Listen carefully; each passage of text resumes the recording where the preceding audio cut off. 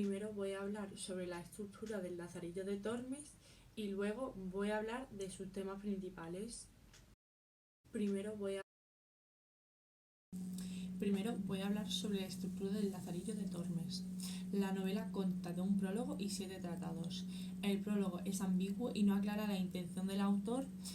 Este defiende a los que han logrado progresar en la vida por sus propios méritos.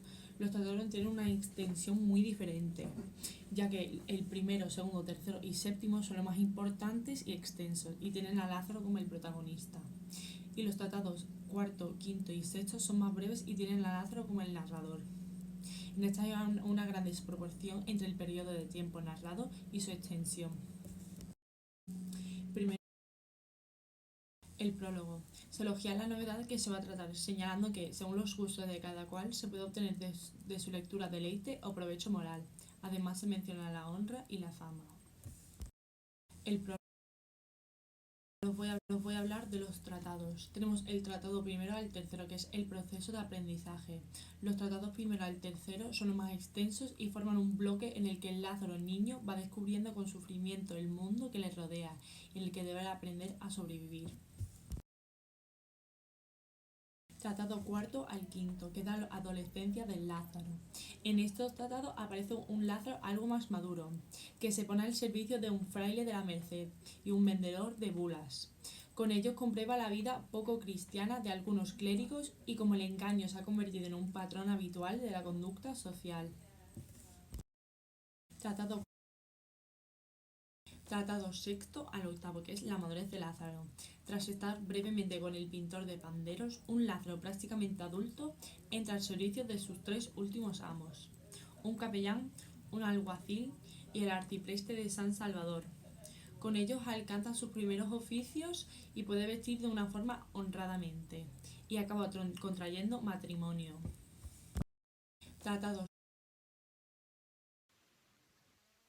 Algo sobre el tema. El tema central de la novela es la narración del proceso vital del Lázaro, un muchacho que acaba alcanzando cierta prosperidad después de una vida llena de varios amos, algunos de estos siendo crueles y explotadores, pero la idea moral es cómo aprendió a sobrevivir a través de esto.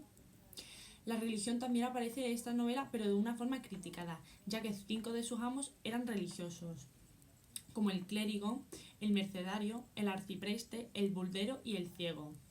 La honra también es un tema destacado, pero habla de una honra de apariencia y es criticada en el libro. Y algunos temas secundarios es la pobreza, el hambre, el comportamiento antisocial y la corrupción de distintos estamentos.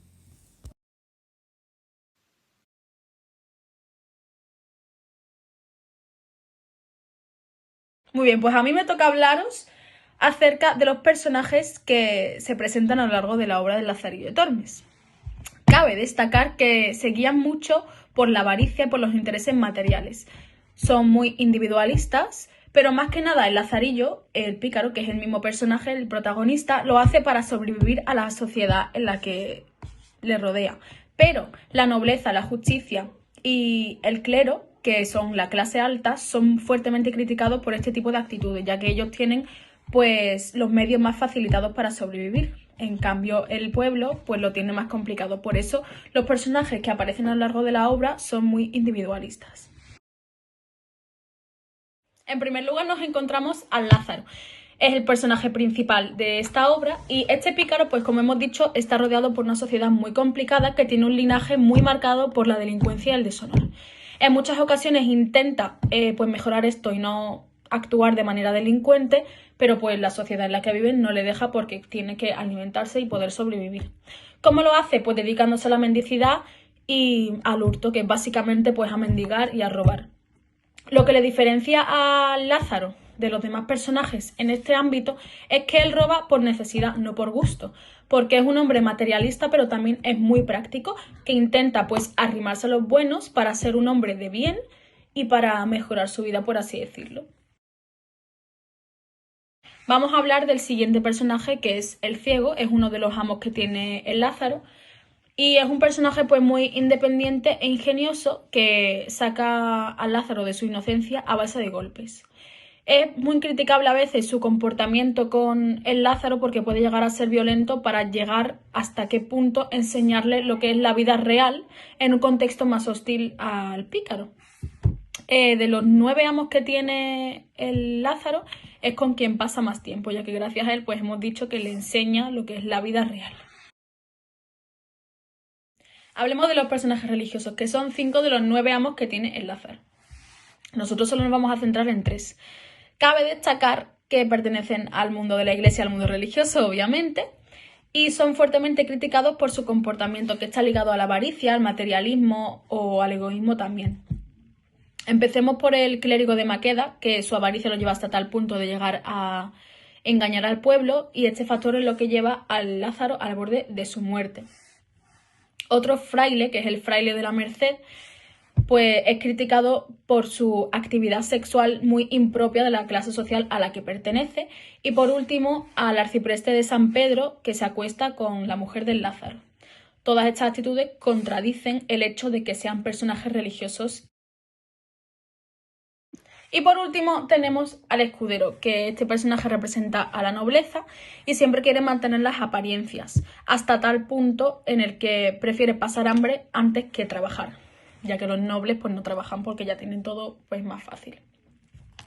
Le tiene mucho cariño al Lázaro y Lázaro le tiene mucho cariño a él porque es muy amable con el pícaro, ya que este, pues mendigando a veces por la ciudad, comparte con él su comida. Pero el escudero va a terminar huyendo de la casa en la que vive con el Lázaro, porque cuando le pidan el dinero del alquiler para pagar mensualmente, no va a tener dinero con qué pagarlo y se escapa. Buenos días, yo soy Paula Domínguez, espero que os haya quedado muy claro lo que mis compañeras os han explicado, al igual que espero que os quede muy claro lo que os voy a explicar a continuación. La obra transcurre en distintos lugares, ya pueden ser abiertos, cerrados, naturales o urbanos. Pero lo que tenéis que tener muy claro es que siempre son lugares reales. En cuanto al tiempo, es muy interesante ya que podemos distinguir 2 planos en él. El plano del lazarillo adulto narrador y del lazarillo personaje. El primero, el del lazarillo adulto narrador, aparece en el prólogo y en el último tratado. Y el segundo, el lazarillo personaje, aparece en el pasado de los hechos narrados. La historia se desarrolla linealmente y progresivamente. A continuación hablaremos sobre el estilo. Para empezar, su lenguaje es llano, vivo, natural, se pueden utilizar frases hechas, refranes. También debemos destacar el humor, incluso porque aparece en los peores momentos que vive Lázaro. Con esto se puede apreciar que gracias al humor los episodios más desagradables se pueden suavizar. Otro rasgo muy apreciable es la ironía, que sirve para atender a la situación. Pues esta es toda nuestra exposición, espero que os haya gustado muchísimo, que os hayáis entendido todo lo que os hemos explicado y esperamos que os sirva de ayuda.